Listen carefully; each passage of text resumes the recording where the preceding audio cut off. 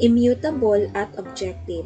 Ibig sabihin, hindi nagbabago ang mga pagpapahalaga dahil ang mga ito, lalo na ang nasa higit na mataas na antas, ay mga kalidad kung saan nakasalalay ang mga pagkatao.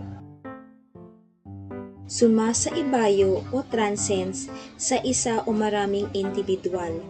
Ang pagpapahalaga ay maaaring para sa lahat o para sa sarili lamang.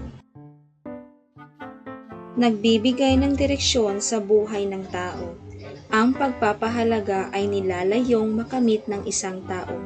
Sa pagsisikap na makamit ito, ang kilos ng tao ay nahuhubog at nagkakaroon ng direksyon tungo sa pag-abot ng kanyang pagpapahalaga.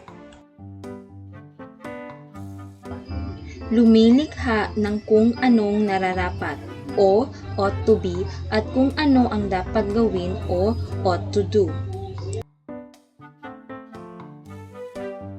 Sukatin ang iyong natutuhan.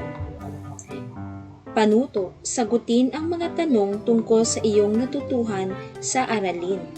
Isulat ang iyong sagot sa sagutang papel. Bilang 1, ano ang pagpapahalaga?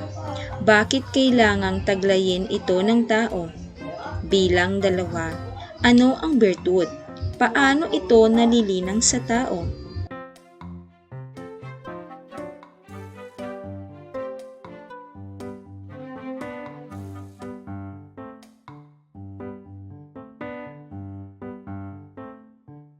O hayan mga bata, sana may natutuhan kayo sa araling ito.